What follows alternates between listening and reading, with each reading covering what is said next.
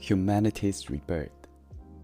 这次我就不放了，因为我觉得我就不放连结，我直接这样子念，因为我觉得应该可以很清楚。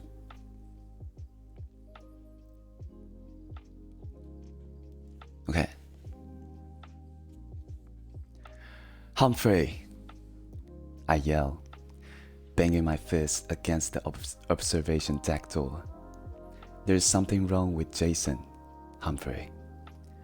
I try to push the door open, but it's been barricaded from the other side. How long has Humphrey been holed up in there? 3 months? 3 years? It's hard to tell. Humphrey! 我没办法叫得太那个 Humphrey! I yelled, one last time before giving up. This whole ship is going crazy. 4 years in space, and I'm the only one holding it together. I make my way to the navigation room to find Jason in a state of mania. He sits tuck neat in the captain's chair, whirling between the wall-to-wall display panels. Each panel is playing clips from the historical archives, and as far as I can tell, they are looping rapidly through Earth's world atrocities. Bombing, murders, riots, and the like, all firing off on the screens at once. Jason, I yell over the cacophony of noise, and he turns to me with a look of glee, like an overexcited child. He pushes a button, and the clicks immediately stop. The panel go black. I was wondering when you will stop by. What are you doing? I ask. I'm educating myself on the marvels of human ingenuity. Have you ever seen a flamethrower? It's fascinating. Or a guillotine,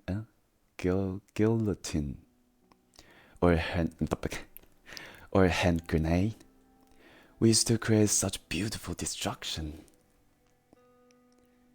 But why? This is all ancient history. Oh, you know, ignorant of the past, doomed to repeat it. But here's what I think. If you know the past, then you know all the best tricks. Why wouldn't you repeat it? I'm at loss. It appears Jason is having a manic episode. When is the last time you slept? I'm going to get you a sedative. No! Jason jumps up in protest as I start toward to the mess hall. We receive a message, he blurts out nervously, like he accidentally spilled a secret. It's from Earth. I stop and turn. Why wasn't I notified? I added a new directive in the mainframe. All message comes to me. Jason pauses as a look of confusion flashes across my face. He then laughs in delight, like he played a clever trick. How did you get into the mainframe? I ask. All sensitive area on the ship, the mainframe, the build vault, the nursery, requires 2 out of the 3 of us to gain access. Each door has a pair of biometric handprint locks. It keeps any one of us from doing something unliterally stupid. Jason smiles sheepishly. Humphrey helped you get in, didn't he? I say, more as a statement than a question, and Jason's smile weakens. Humphrey's not so bad. You bring him food packs and empty his biometa, and he'll do anything you want. I start to get angry, but call myself. Okay, what's the message? It's a good one, Jason says, sitting back down and whirling around to type on a console. The paneled wall light up with a video of an empty bunker. The director of the Allied Earth Space Program appears and sits down, looking at the screen with a grave face. Gentlemen, I regret to inform you that this will be my last transmission. I must be brief. The Alliance has broke down. The nukes have been released. All of them. This is what we feared. I feel it my duty to inform you as you... A flash of orange light up the screen, and then it cut out, and the panels go dark. I stare in the shock as Jason starts giggling to himself.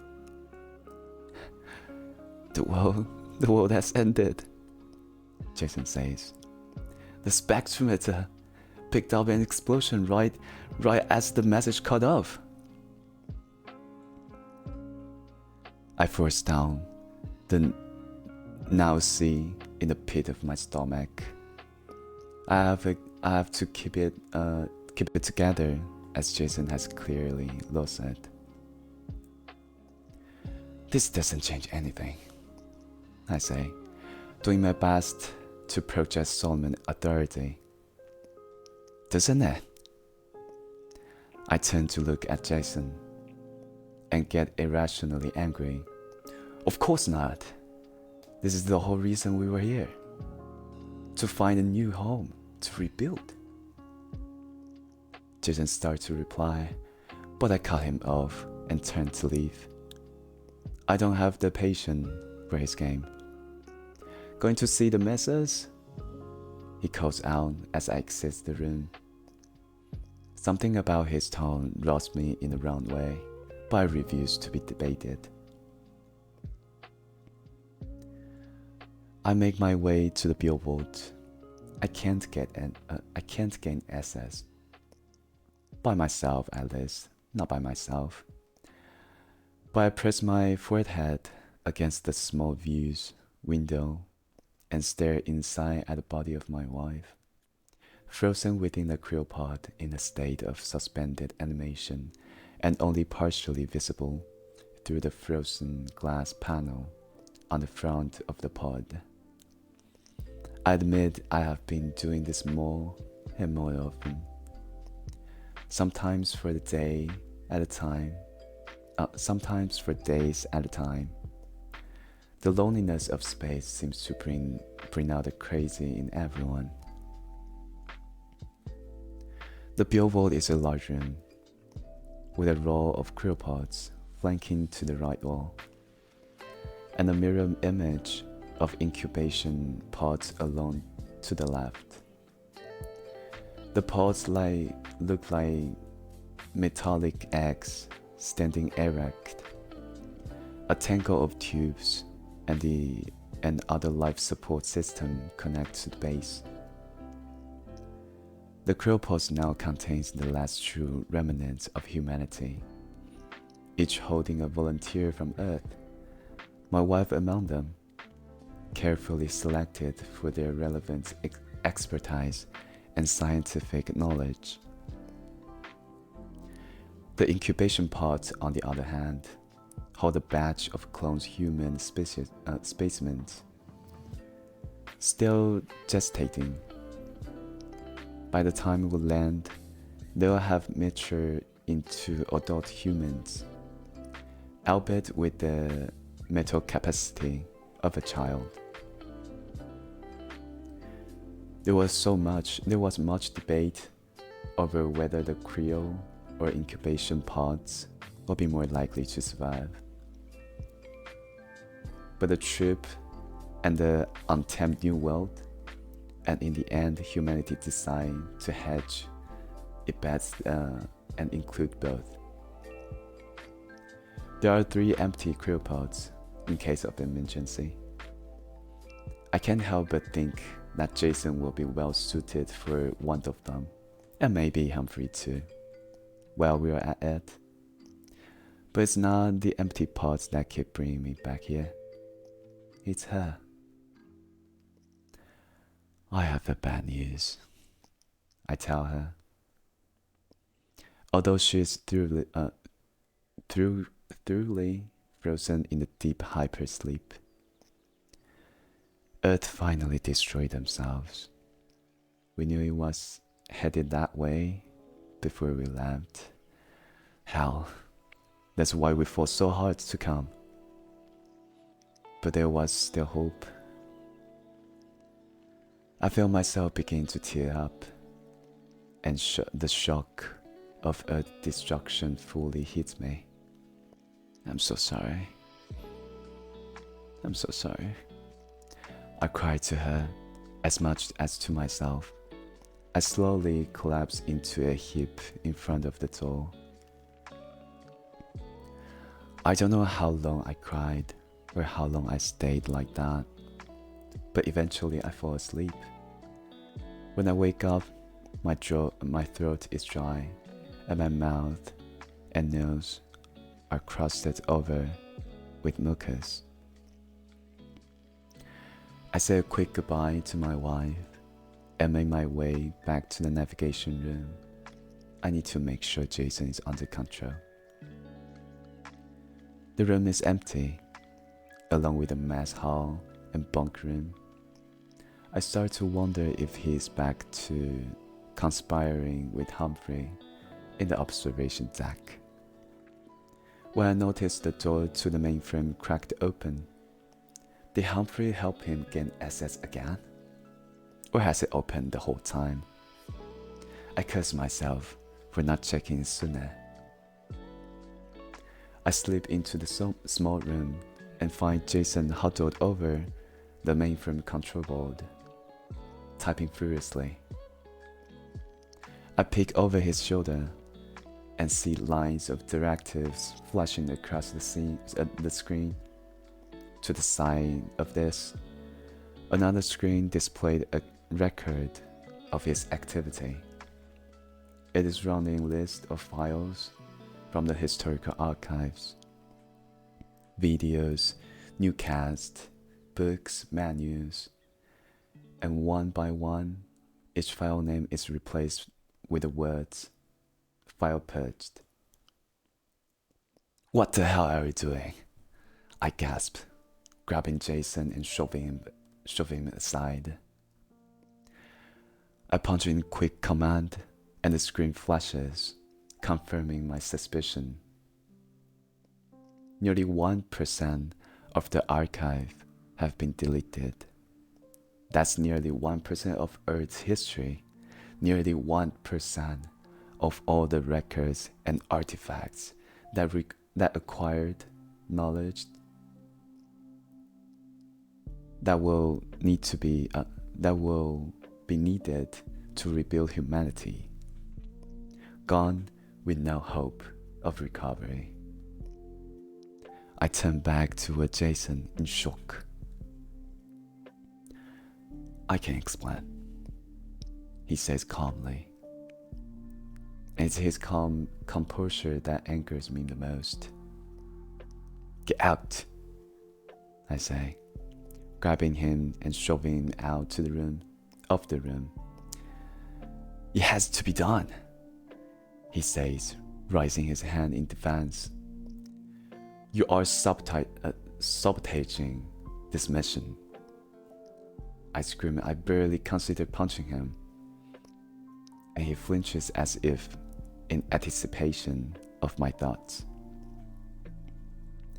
You saw what happened, he says. Earth destroyed itself. That doesn't give you the... Why would we hold on to that? Why would we want to rebuild? I hesitate. What is he talking about? Jason continues, talking so fast I can barely process it. This is our chance to start anew, erase the past, start over. Humanity went down to the road of destruction once. If we hold on to the historical archives, if we apply all the same knowledge and input, what's to say we won't do it again? But if we wipe the slate clean, no records, no history, a pure start. How will we survive without the archives? What about agriculture, machinery, technology? We will die without them.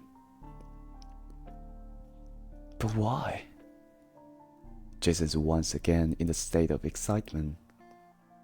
We did it before. We survived on Earth millions of years ago. Without all of that, we can do it again. Humanity's rebirth. I have had enough. I need to extract myself from the situation before I do something I'll regret. I leave Jason and the storm back to the observation deck. Humphrey! I yelled, banging on the door. Don't you dare do something else that Jason says. That's a direct order. I don't care what he offers you. Did you hear me? There's silence on the other hand. And I banged door and I banged again for effect.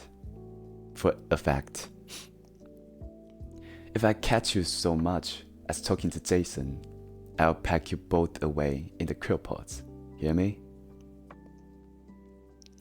I make my way to the billboard. My whole body is tense, and I need to talk it out with someone I can trust.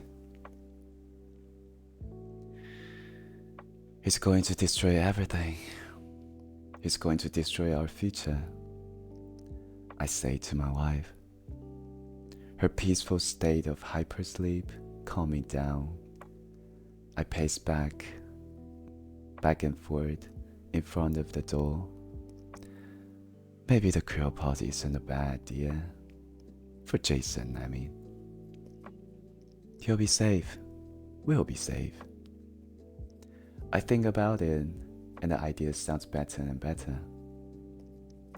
It has to be done, I say, making up my mind.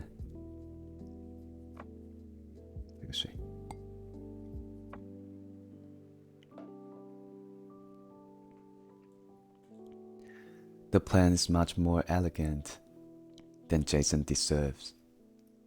I put 3 sedatives in his food pack and wait for him to pass out. I drag him into the billboard, and by hoisting his body up on my back, I'm able to hold his hand against one biometric lock while reaching to the second lock on my own. The door clicks open, and I manage to stuff him into the krill pod. I hesitate in front of Jason for a moment as his body begins to ice over. Before turning to face my wife, she's so close, closer than she's been in the past 4 years. I gaze into her eyes, reacquainting myself with every detail of her face. She looks different than I remembered. I guess I should thank Jason in a sense of giving me this moment. Suddenly, the lights start flashing red. A warning siren goes off, and a mechanical voice breaks me out of my reverie. Warning: biocontainment detected. Okay. I grumble as I force myself to leave the room. The door clicks and locks behind me, and the blinking light and voice immediately cease. I feel exhaustion overtake me, and I lay down outside the door and fall immediately into a deep sleep. I dream of her and our future life together. I only ever dream of the future, never the past, until my dream is disrupted by the same mechanical voice. Warning, biocontainment detected. I wake with a start and realize it's not a dream. The red light is flashing across the wall, and I hear a muffled sound from behind the door. I jump up and looked in to see Jason out of his pod, vigorously smashing his boot against the base of the krill pod. After several kicks, the tubing breaks and detaches. "Jason!" I screamed through the door. He glanced over with a sullen look on his face, and then moved to the next pod. With another few kicks, he again breaks the tubing. "You're murdering them." But Jason ignores me. "Humanity's rebirth," that's why he said. He's going to destroy the krill pods one by one until the incubation pods are all that's left. The last link to the earth served forever. He must have figured out I would put him into the pod at one point or another. Once Humphrey let him into the mainframe, he could have easily added any directive he wanted, including setting the empty pods on the release timer. Humphrey, the accomplice to Jason's crime, and now my only hope. I race back to the observation deck and throw my entire weight against the door. "Humphrey!" I scream as I slam my body into the door over and over until I finally break through. Humphrey sits in the middle of the room, totally naked. His body emaciated. His hair filthy and matted. "You're coming with me," I yell as I charge toward him. He turns like a scared animal to dart away, but I'm quicker. I grab him by his hair and drag him to his feet. His stench is unbearable. I hoist his body up into a bear hug and march him as quickly as I can back to the billboard. He hangs limply from my arms, too weak to protest. I shove his hand onto the door lock, putting mine on the other. This is twice now I have had to force my way into the room. The door clicks open, just in time to see Jason in front of my wife's pod. Without so much as a glance in my direction, he slams his boot down on the tubing and it crumbles and breaks away. I watch helplessly as her frozen body starts to spasm and patina of eyes cracking along her skin. Her eyes flutter open and her skin turns pale. The blood draining from her veins, starved of life support.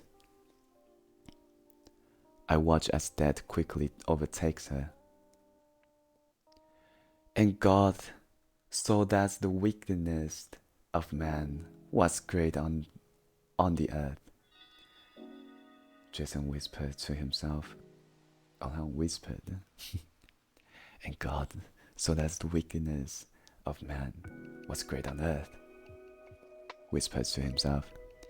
"You aren't God," I say, my body shaking in fury. I scream and tackle Jason, pinning him under me, my hands going straight for his throat. "You're crazy." So are you," Jason hisses as he screams helplessly under my weight. You think she's your wife? He coughs as my hands tighten around his throat. If she's your wife? He pauses, struggling to breathe. What's her name?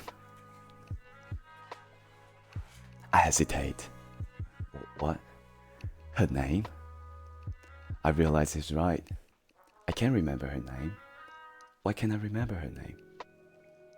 Jason finds a way to smile as he forces each word out. She's only your wife in your head. I dig my finger deeper into the soft flesh below his temples.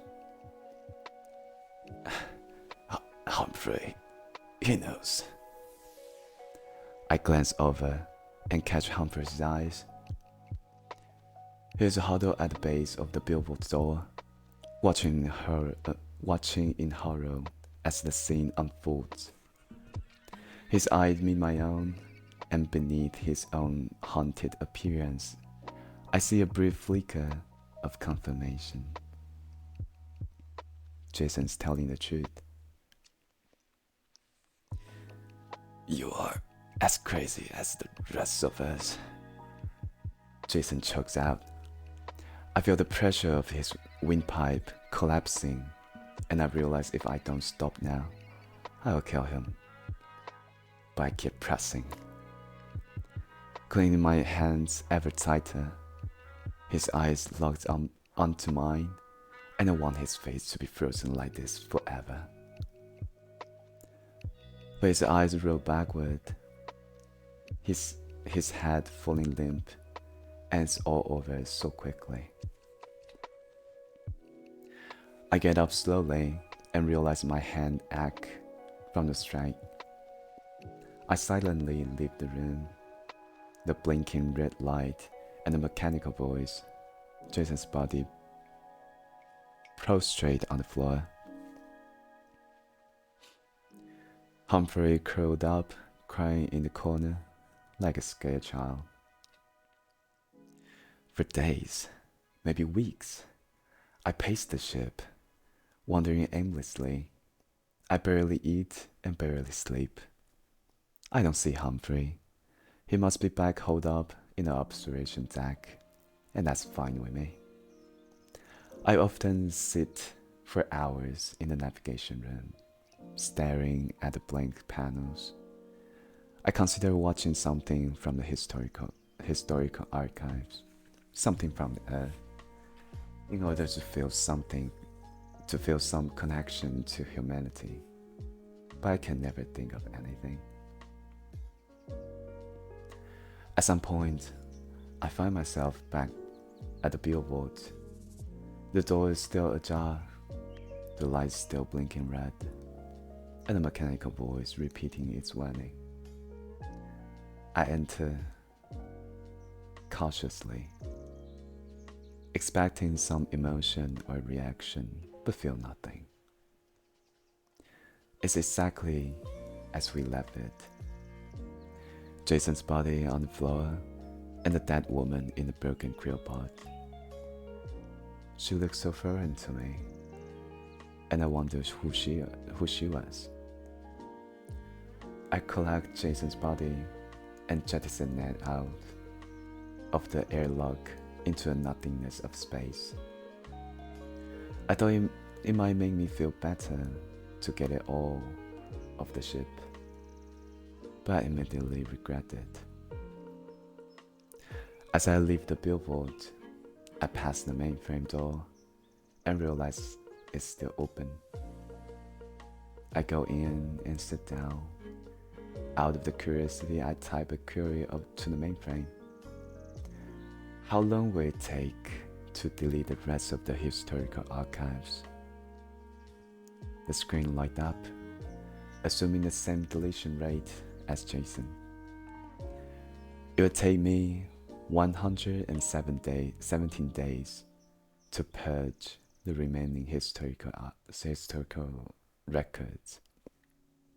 117 days to wipe out any memory of it. Maybe Jason was right. I put up a random file on the screen. A book on the death of the Roman Republic. I hit delete. Humanity's rebirth.